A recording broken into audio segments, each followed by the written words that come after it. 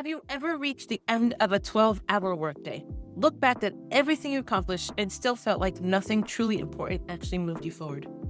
Your inbox is empty for now, and your to-do list has more check marks than blank spaces. You answered your emails, you attended the meetings, you solved the problems, and handled all the unexpected interruptions that seemed to appear out of nowhere. By almost every measure, you were busy. And yet, if someone asked you what meaningful progress your business made today, would you have a clear answer? It's a question many entrepreneurs wrestle with because somewhere along the way, we've learned to equate being busy with being productive. And we've learned to believe that if we're productive enough, success will naturally follow. But what if activity isn't the same as progress? What if the very thing that you've been using to measure your commitment is also preventing your business from growing? That's the conversation we're going to be having today.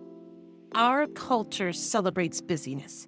We admire packed calendars. We praise long hours. We often wear exhausted like a badge of honor, believing it proves our dedication. Entrepreneurs are especially vulnerable of this way of thinking because there's always something that needs our attention. Another client request, another marketing idea, another problem to solve, another opportunity that feels too good to ignore. Before long, our days become completely consumed with execution.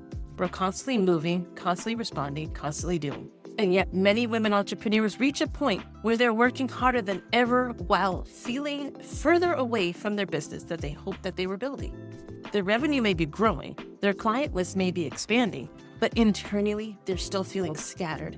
Everything feels urgent, everything feels important, and because everything feels important, nothing receives the thoughtful leadership it truly deserves. The results isn't simply overwhelm. It's reactive leadership. When every decision is driven by whatever demands your attention next, your business begins leading you instead of you leading the business. That's a difficult realization because it often happens while we're doing everything you believe responsible business owners should be doing. The challenge isn't a lack of effort, it's a lack of strategic space.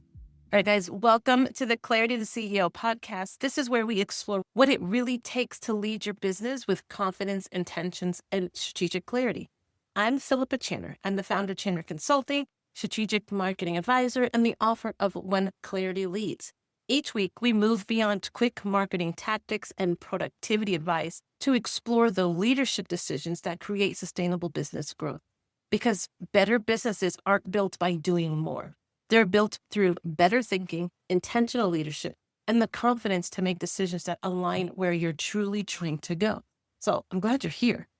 Today, we're exploring the difference between being busy and being strategic. Now, at a first glance, those two ideas can seem almost interchangeable. After all, strategy requires some work. Leadership requires action. Businesses don't grow because we spend our time thinking about it, but they also don't grow simply because we stay busy. By the end of this conversation, I hope you'll begin evaluating your work differently, not by how much you accomplished today, and not by how many tasks you completed, but by asking whether your time is consistently moving your business toward its long-term strategic objectives. Because being busy is a measure of activity, being strategic is a measure of leadership, and leadership is what creates sustainable growth. Now, one of the most common conversations I have with women entrepreneurs begins with some version of the same sentence. I've worked harder than ever. It is usually followed by, but I still feel like I'm behind. I understand that feeling. Business ownership often creates seasons where demand increases quickly. Clients need you, your teams need you, your inbox grows faster than you can manage it. There are decisions waiting to be made from the moment you begin your daily activities until long after it ends. It's easy to conclude that the solution is simply to work harder, to become more efficient, to fit more in every hour. But efficiency only improves whatever it is that you're already doing. If you're efficiently completing work that isn't strategically important, you're simply becoming more efficient at staying busy and completing work that isn't important. That's an uncomfortable thought, because many entrepreneurs are exceptionally productive. They're organized, they're disciplined, they're committed, they're following through with what they have on their plate. The issue isn't whether they're capable. The issue is whether all of that capability is being directed towards the right priorities. That's where leadership begins. Leadership isn't measured by how many tasks you personally complete. Leadership is measured by the quality of the decisions that shape your business. When I think about the difference between an operator and a CEO, I don't think titles. I think about perspective. Operators naturally focus on today's work. CEOs consistently create space to think about tomorrow's business. That doesn't mean CEOs avoid execution. It means that they understand that execution without direction eventually becomes extremely expensive. Because without strategy, every opportunity looks like equal attractive thing to do. Every request feels really equally urgent, and every idea competes for your attention. Eventually, your calendar begins to reflect other people's priority instead of your own. That's why your calendar is such an honest leadership document. If someone looked at your calendar without knowing anything about your business, what would they conclude about your priorities and where they actually are?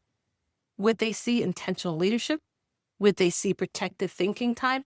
Would they see space for reviewing your business performance, strengthening your offers, improving your client experience, evaluating your marketing strategy, planning for your future? Would they see any of that? Or would they simply see a calendar filled with constant reaction? Our priorities always reveal our strategy. Sometimes they reveal that we don't actually have one. I know that creating thinking space can feel uncomfortable. When your to-do list already feels impossibly full, intentionally stepping away from the task can seem irresponsible. Many entrepreneurs worry that if they slow down long enough to think, they'll fall even further behind in all the stuff they need to get done. But strategic thinking isn't the opposite of productivity. It's what gives productivity direction. Because without clarity, activities expand to fill every available hour that you have. With clarity, though, you become more intentional about what deserves your attention. One of the most significant shifts any entrepreneur can make is moving from asking what needs to get done today to asking what creates the greatest strategic value. Those questions don't always produce the same answer. Sometimes the most valuable work you could do this week won't look urgent at all. It might be reviewing your business performance instead of answering another email. It might be refining your offers instead of saying yes to another opportunity. It might be strengthening your client experience rather than adding another marketing tactic. And it might even be removing responsibilities that no longer belong on your plate. One of the areas that I realized this for my own business was that when I went networking and I would meet with different people, I was trying to collect as many business cards as I could possibly find and be the queen of follow-up. I would send postcards. I would make sure I send an email. I was doing all of the things. It was constant busy work that I felt like, oh, these are all leads. I need to be following up with them. But then I started realizing that more than half of the people that I was so dedicated and focused on following up with were not even my ideal client. They weren't people that I needed to be in my circle. When I was able to focus and be more strategic about my time while networking and the follow-up process after the networking, I saved so much time and got better results because I was able to focus on the people that needed me the most. That was one of those things where, again, I was doing what looked like I should be doing, following up with all the people I was connecting with, until I stopped and realized that wasn't the most strategic use of my time. Moments like these often feel uncomfortable because they require us to do less than what we feel, familiar to us, but they also create space for what matters the most. I've seen this happen with clients. Sometimes a business owner believes what they have is a marketing problem, when what they actually need is greater strategic positioning. Sometimes revenue improves not because they added more activity, but because they simplified their priorities. Sometimes the greatest breakthrough comes after they stop chasing every opportunity and began to lead with greater intention. Notice what all of those examples have in common. None of them begin with doing more. They begin with thinking differently. That's why I often say that clarity determines priorities, and priorities determine growth. Businesses don't scale because their owners became busier. They scale because their leaders became more intentional. That shift always changes everything. Instead of measuring success by how full your calendar is, you begin measuring it by the quality of your decisions. And instead of reacting to everything that appears urgent, you become more confident saying no to work that doesn't support your strategy. So instead of trying to complete every task yourself, you begin to protect your CEO time to think, evaluate, to make those decisions, and to lead. Those moments may not always feel productive in the traditional sense, but they're often the moments that produce the greatest long-term impact. Because leadership isn't created by constant motion. Leadership is created by intentional directions. Now, as we begin to bring this conversation to a close, I'd like to leave you with a few questions to consider. What am I constantly busy doing? What activities directly support my long-term strategy? What am I doing simply because I've always done it? Where am I reacting instead of leading? And what deserves more strategic attention this quarter? Don't rush to answer all these questions at one time. Spend some time reflecting on each of them, because thoughtful leadership begins with thoughtful questions. Here's a simple exercise I'd encourage you to do this week. Take a piece of paper and divide it into 2 columns. Label one side busy work, label the other side strategic work. Under busy work, begin listing the activities that regularly consume your time. That's administrative tasks, constant email checking, reactive problem solving, unplanned meetings. Then, under strategic work, list the activities that strengthen your business over time.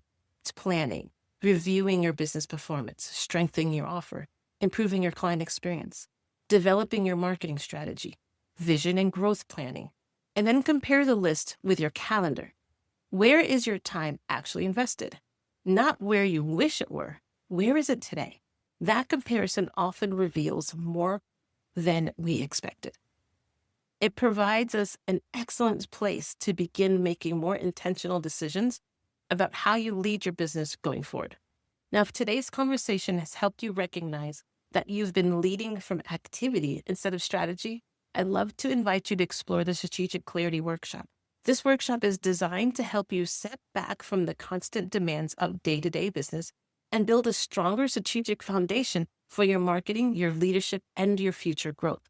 Because marketing works best when it amplifies a clear strategy. Without that clarity, more activity rarely creates better results. You'll find more information in the show notes for this event. And if you've been looking for an opportunity to create greater alignment between your vision and your execution, this is going to be an excellent place to begin. If you're interested in exploring these leadership ideas more deeply, I'd love for you to check out my new book, When Clarity Leads, where I expand on the relationship between clarity, confidence, and intentional leadership. Your business doesn't need a busy leader. It needs a clear one.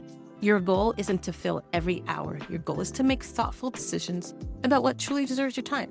Because being busy is activity, but being strategic is leadership. Every time you choose intentional leadership over reactive execution, you're building a business by design rather than being reactive.